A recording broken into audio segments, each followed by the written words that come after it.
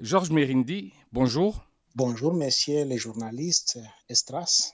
Où est-ce que vous vous trouvez précisément ce fameux 16 janvier 2001, lorsque Laurent Désiré Kabila est tué? Oui, donc ce jour-là, j'étais de service, mais exactement à l'heure où les balles ont retenti, eh bien, je me trouvais chez moi à la maison. Je venais de sortir du Palais de Marbre pour aller m'apprêter au voyage qui devait avoir lieu le soir. Pourquoi est-ce que vous quittez le service à ce moment précis? Les moments, ce n'est pas ce qui est important, puisque comment moi je pouvais anticiper les événements, ce n'était pas la première fois. Nous avions l'habitude de quitter le service pour aller nous apprêter au voyage. On avait l'habitude de sortir un moment, tantôt pour chercher à manger. Eh bien, ce jour-là, le chef de l'État allait faire un voyage vers le Cameroun où avait lieu un sommet France-Afrique. Qu'est-ce que vous faites lorsque ces coups de feu retentissent?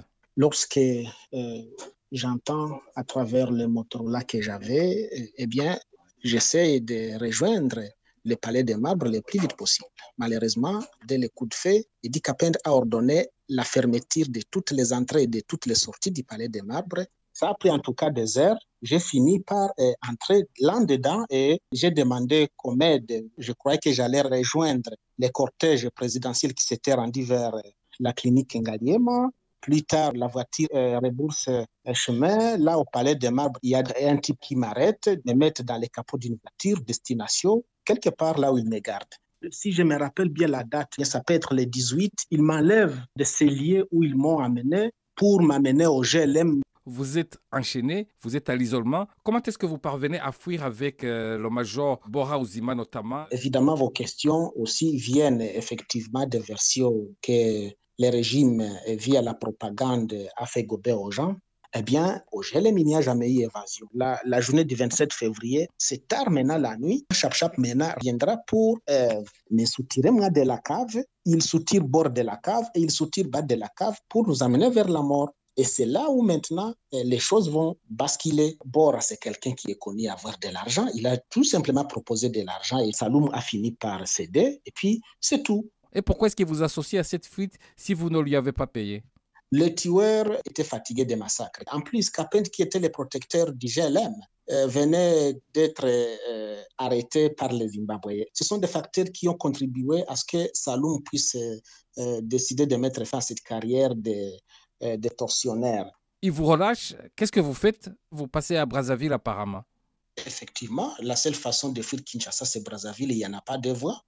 Mais malheureusement, à Brazzaville, il y a des journaux qui ont écrit que les originaires du Kivu sont aux arrêts là-bas.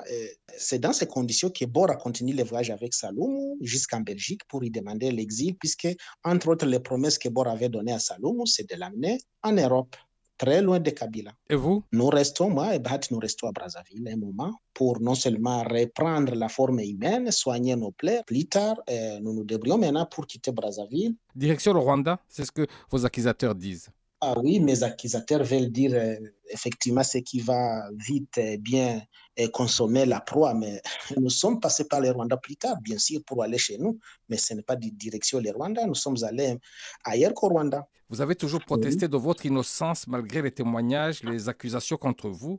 Qui a tué le président Laurent Désiré Kabila selon vous? Au départ, je tenais Rachidi pour l'assassin comme on le présentait, mais j'ai fini par comprendre qu'ils ont tout affirmé sur Rachidi, mais il n'y a rien qui prouve, puisque même son arme a été cachée. Il y a les mensonges de Mota montrent suffisamment qu'il n'était pas sous torture, mais il a librement changé de version. Et donc, je n'ai plus de doute sur le fait que ceux qui ont manipulé, ceux qui ont fait des enquêtes biaisées, ceux qui ont fait des procès circuités, ils ne peuvent pas avoir fait ça gratuitement. Et Joseph Kabila a agi activement. Kapend a agi activement en inventant des fausses versions et en voulant orienter les pistes. Voilà aujourd'hui les versions connues sont des fausses versions et moi je l'affirme, M. Kabila n'était plus en odeur de sainteté avec ses frères, que ce soit avec Kapend. Kapend sortait de la prison juste avant la mort d'Emzé. Joseph s'est caché au Katanga avec beaucoup d'autres officiers. Et donc, voilà, c'est ça. Allez consulter les archives du GLM, vous verrez Kapend au GLM en prison. Kapend a monté une histoire de prostitution pour expliquer les détournements des fonds pour lesquels il a été jeté au prison au GLM. Et il a même remis l'argent. D'ailleurs, il devait passer général et il n'est plus passé général à cause de ces vols-là, ces détournements de plusieurs millions. Georges Mérindi, merci.